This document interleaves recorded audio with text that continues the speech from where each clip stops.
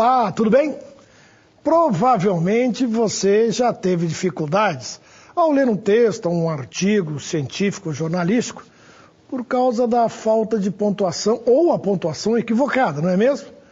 Pode ter sido um ponto de exclamação fora do lugar ou reticências sem utilidade. O fato é que se um texto não tiver uma pontuação adequada, o leitor pode ficar confuso.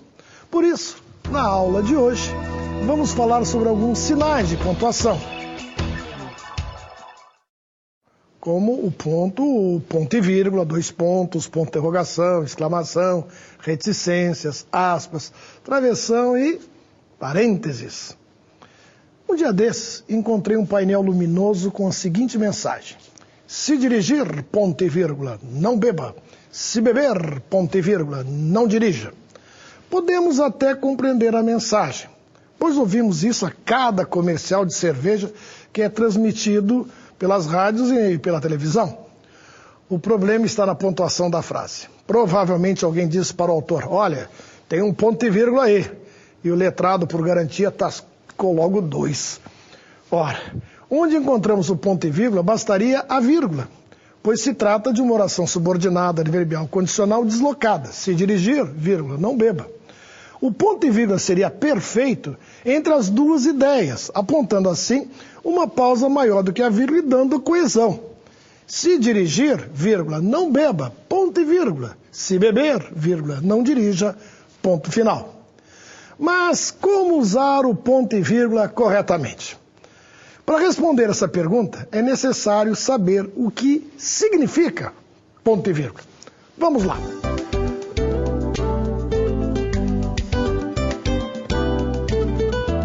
O ponto e vírgula é uma pausa maior que a vírgula e menor que o ponto final, uma vez que não encerra o período.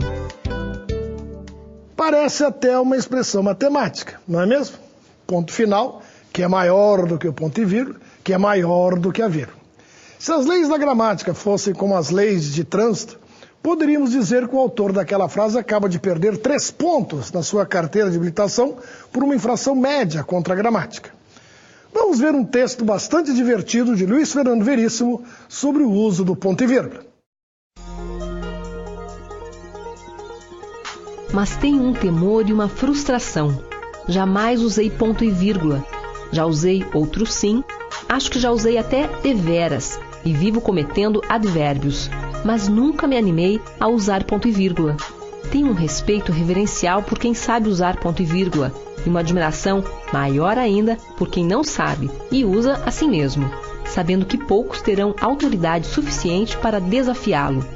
Além de conhecimento e audácia, me falta convicção. Ainda não escrevi um texto que merecesse ponto e vírgula. Um dia o escreverei e então tirarei o ponto e vírgula do estojo com o maior cuidado e com a devida solenidade o colocarei, assim, provavelmente no lugar errado. Mas quem se importará? Depois que o grande Luiz Fernando Veríssimo confessou que não sabe usar o ponto e vírgula, não serei eu quem vai considerar o mau uso do ponto e vírgula uma infração gravíssima. O uso do ponto e vírgula pode ser um mistério para muitas pessoas. Não é à toa que foi tema de um pequeno poema de Mário Quintana chamado Comentário Ouvido num Bonde. Que moça culta, Maria Eduarda, usa ponto e vírgula. Embora não seja o sinal de pontuação mais usado, como a vírgula ou o ponto, é importante que as pessoas saibam usá-lo corretamente, principalmente em placas que estão nas ruas, não é mesmo? Por isso, vamos aprender algumas regrinhas. Emprega-se vírgula ou ponto e vírgula antes de conectivos adversativos ou conclusivos. São exemplos de conectivos adversativos. Entretanto, mas, porém, contudo, todavia. E, como exemplos de conectivos conclusivos, temos logo, portanto, por isso, por conseguinte. Vamos ver alguns exemplos. Ele trabalha muito, ponto e vírgula, porém não foi promovido. O uso de ponto e vírgula é facultativo nessa frase, poderia ser substituído por vírgula. Vejamos outra frase. Ele trabalha muito, ponto e vírgula. Não foi, vírgula, porém, vírgula, promovido. A primeira pausa é maior, pois separa duas orações. O mesmo acontece com as frases seguintes. Ele sempre se dedicou à empresa, ponto e vírgula. Será, vírgula, pois, vírgula, promovido. Outro exemplo. Os empregados iriam todos, ponto e vírgula. Não havia necessidade, vírgula, por conseguinte, vírgula, de ficar alguém no pátio. O ponto e vírgula também serve para separar os itens de uma enumeração. O ponto e vírgula pode ser utilizado em várias atividades, como para enumerar os assuntos de uma reunião ou para enumerar as vantagens de um produto. O ponto e vírgula também pode separar itens de uma explicação. Vamos ver como isso pode acontecer. A introdução dos computadores pode acarretar duas consequências. 2 pontos. Uma, vírgula, de natureza econômica, vírgula, é a redução de custos, ponto e vírgula. A outra, vírgula, de implicações sociais, vírgula, é a demissão de funcionários. Repare que o ponto e vírgula separa a consequência econômica da consequência social. Itens diferentes de uma enumeração podem ser separados pelo ponto e vírgula, formando pequenos grupos. Veja esse exemplo. O Brasil produz café, milho, arroz, ponto e vírgula, ouro, níquel, ferro. O ponto e vírgula separa o grupo dos gêneros alimentícios das riquezas minerais. Veja outro exemplo. O cavalo sertanejo é esguio, vírgula, sóbrio, vírgula, pequeno, ponto e vírgula.